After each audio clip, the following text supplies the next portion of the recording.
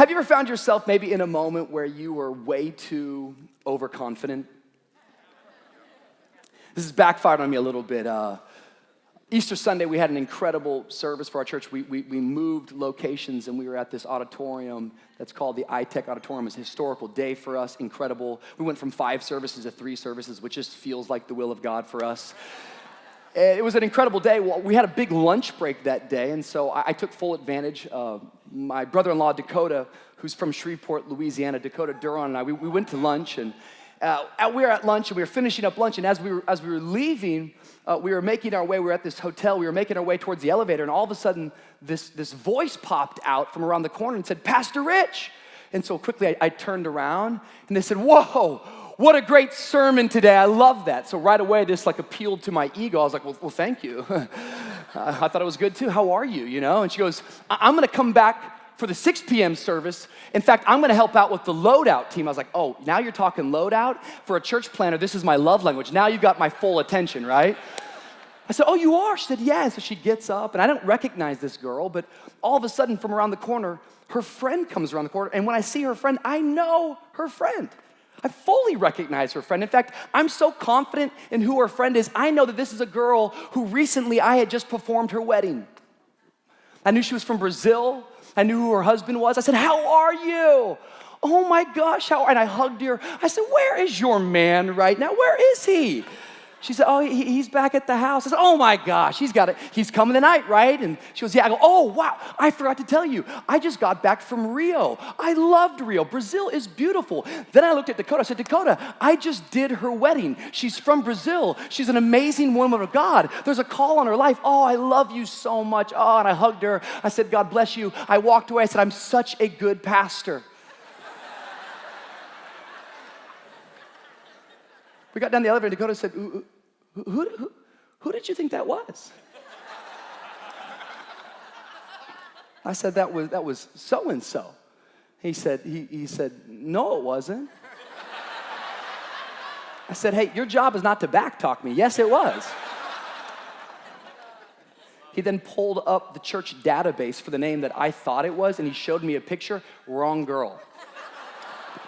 What kind of a jerk looks at somebody and says, "I just did your wedding"? What in the world?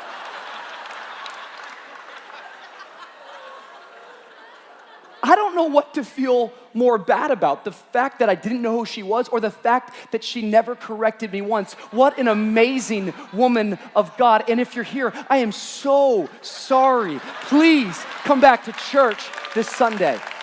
Oh my God.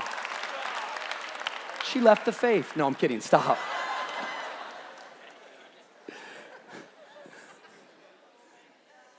How many of you know that when you get overconfident, you can fall into trouble?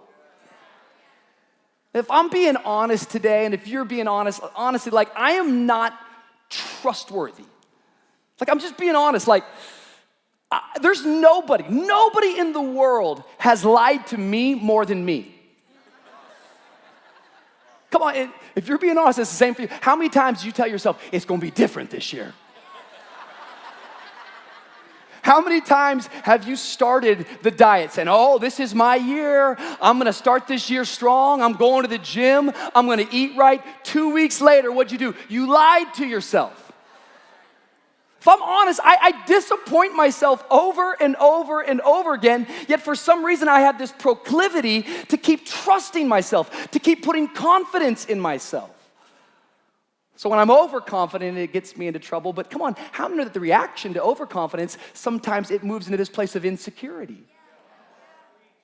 We move into fear, we move into worry. Now I got this real big problem because I keep messing up people's names and I'm so scared about it, but this even backfires on me. The other day, I've got this new thing when I meet somebody, you start talking to someone, you ever gotten someone's name and then in the middle of the conversation, it's time to get their phone number, but you have forgotten their name in the 2 minutes you've been talking or the 20 minutes you've been talking, but you feel so dumb you don't want to ask for their name.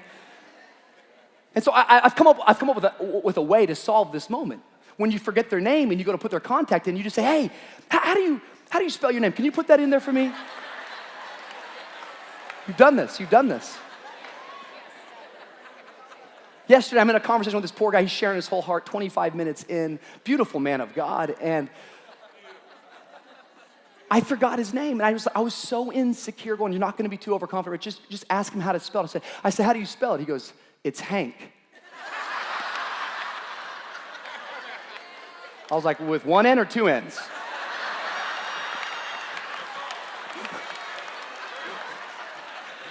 What do you do? Come on. On one end, overconfidence in myself leaves me disappointed. But come on, insecurity and doubt, it leads me to the same trouble. And this is the pendulum that we find ourselves in today, that people, they go from one thing to the next thing, and for a minute they get confident, but quickly it disappoints them, quickly it leaves them, and then they find themselves insecure. So maybe you're not confident in yourself, but maybe you're confident in your spouse. And it's cool to be confident in your spouse until the day that they disappoint you. So now you're riddled with insecurity because the thing that you were so sure of has left you. Or maybe you try to fill the gap with that job or that position or that title. And man, when the job is going good, it seems like everything's right and this is perfect and this is awesome and this is who I am. But as soon as you lose that job, insecurity sets in again. Some of us in this place, we lie to ourselves and we believe the lie of this world and we get seduced by success and we think if we get to a certain place, then somehow we'll find contentment. But can I remind VOUS Conference that contentment is not found in a place. Contentment is only found in a person, and his name is Jesus Christ. What is it today that you keep putting your trust in that keeps leaving you in trouble? Because this is really where we sort of pick up in John chapter 14. In fact, you got to read John 14 in context. It really begins in John chapter 13 and goes all the way to John chapter 16. And it's really Jesus in the upper room, and he is preparing his disciples for his death. It's known as the Passover meal, and there he gives many lessons. He washes the disciples' feet. He points out his betrayer. He talks about the comfort of the Holy Spirit that will come, that will walk with us. But I love how he begins in John chapter 14, verse 1, because I just want us to catch this today. It's pretty simple stuff, but I believe that if you can grab hold of the revelation, it will leave your life changed. He says this, he says, do not let your hearts be troubled. I feel like when I look at the world today, the whole world feels like they're in trouble. The whole world is walking in doubt, walking in insecurity, walking in fear. In fact, some of you have been bought by the blood of Jesus, yet you still walked into this conference riddled with anxiety, riddled with depression, riddled with fear, riddled with worry. And I believe that Jesus gives you the answer. Don't let your hearts be troubled. In fact, he's commanding us here. He'll tell us in the book of Matthew, he'll say, do not worry. That sounds like a direct command from Jesus, which means if I disobey the command, it sounds like when I worry, I might be sinning.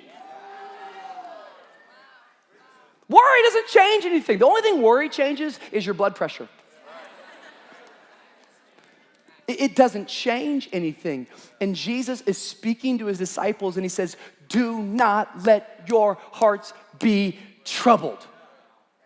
Yet here we go. This is what he says. Here comes the antidote. He says, don't let your hearts be troubled. Trust in God. Trust also in me. What if trust is the remedy to your trouble?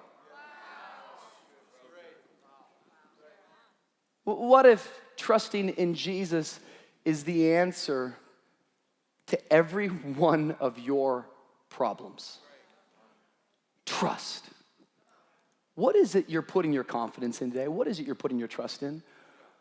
I would submit to you today that trusting yourself, it will disappoint you. Trusting in another person, people, we think they can complete us, but they don't. They just compliment us. They won't satisfy us. You can think it's your money and your job and your status and your Instagram account. I'm telling you, that stuff can go away. You can think it's your health, but come on, man, your health is no match for cancer. I'm telling you, you need to have something bigger, something deeper. You need a firm foundation. You need a solid rock. His name is Jesus. Come on, somebody give God a big shout of praise in this place. I think I think as we talked as a team and we were talking about this idea of trusting God, really as we kind of sat down as a team, quickly what we were saying when we titled this conference In God We Trust, we thought to ourselves, wait a minute, is this a cliche? Because how many know it's really easy to say, come on, in God we trust. It's on our money, for goodness sakes. In God we trust. What does that even mean? Because some of you are like, okay, like Rich, I came to the session. Yeah, you got me. I've got trouble. I've got fear. I've got anxiety. What's the answer? Trust? That's it? But what does trust even mean? And I've been thinking about it the last couple months, been praying about it, trying to figure out a way that we could explain trust. Because how many know that when you trust someone, you just trust someone? There's not like 7 steps to trust. Either I don't trust that person. I trust him. I don't trust her. You know when you trust and you know when you don't trust. But how can I explain? What does it mean to trust in Jesus? He says, don't let your hearts be troubled. Right now, some of you got trouble right now in this session. You got to let it go. Don't let your hearts be troubled. Here's the remedy. Here's the answer. Trust in God. Trust also in me. What is trust? The best way I can kind of explain it to you is from an old preacher analogy that I've always loved, and it's the story of a man by the name of Charles Blondin. Charles Blondin was a tightrope walker in the late 1800s. And he did many different types of attractions, and he accomplished many different types of feats, but his biggest kind of daredevil move was that one day he got a tightrope and he stretched it across the gorge or the chasm of Niagara Falls. I don't know if you've ever been to Niagara Falls, but it's quite a sight to see. And he stretched it from one side, Canada, to the other side of US, one big, long tightrope. And he walked out on the tightrope, and crowds of people came from everywhere to watch Charles Blondin do this amazing, amazing thing. And he would do all sorts of stuff. He would go out there. On one occasion, he went out there in a potato sack. On one occasion, he went and sat out there and had a frying pan and made himself breakfast out on the tightrope. But one day, he did something really unique. One day, he went and he got a wheelbarrow. This is a good wheelbarrow right here. I haven't used one of these in a long time. You've never used one of those. Okay. Shut up. Okay. and he got this wheelbarrow, and he walked across the tightrope carrying a wheelbarrow. I mean, just back and forth on the tightrope. Wheelbarrow. Back and forth with the wheelbarrow. And one day he was doing this, and he got all the way to the other side of the chasm, and when he got there, the people began to cheer. The people began to shout. And Charles Blondin, the showman that he was, he got off the rope and he looked at the people. He said, come on, how many of you believe I can get back to the other side? And everyone said, yeah, hallelujah, let there be light. They got into it. Yeah, we believe. He goes, come on, how many believe I can get to the other side? We believe. Then he asked a simple question. Who's willing to get in the wheelbarrow and come back with me? People are like, didn't see that one coming. But come on, I want you to catch something today. Here lies the definition of what trust is. Trust is different from belief. I believe in God, but for me to trust in God means I'm willing to get in that wheelbarrow. I'm willing to get on that tightrope. I'm willing to go to the other side with Jesus. I want to live my life from the wheelbarrow. I want to live my life in the wheelbarrow, trusting Jesus every step of the way. Come on, how many know? Some of you who've been following Jesus, trusting Jesus, it feels like that. Like, oh, snap, are we going to make it? You're getting the spray of the water on you. The rope is kind of barely holding you up. You're shaking at times. This is what trusting Jesus looks like. In the good, the bad, and the ugly. I'm going with Jesus. I'm going to live life in the wheelbarrow. Some of you today, you're going, I want to trust, but I just don't know. Let me tell you, trusting is less about the knowing and it's more about the going. You see, it's in the unknown that God will always make himself known. And some of you right now, you're in this place and God has spoken to you so many times what you're supposed to do, but you're still waiting to figure out how you're gonna do it, and you still don't understand that God always gives you the what before he ever gives you the how. The how is get in the wheelbarrow, trust that he'll take you to the other side. If Jesus is for you, who can be against you? Do not let your hearts be troubled. Trust in God, trust also in me. Do not let your hearts be troubled. Get in the wheelbarrow and trust me. Some of you right now, you've already got a critical spirit. You're already sitting there going, nah, man, I can't do it, man. I don't think God's trustworthy. I've been watching him in other people's lives. I don't think he can do it. I don't think he's trustworthy. How many know this? The only way to find out if God's not trustworthy is to trust him. So all your criticism and all your skepticism, why don't you give him a shot? He's never failed anyone. Why would he start with you this year? I believe it's time that we live life in the wheelbarrow.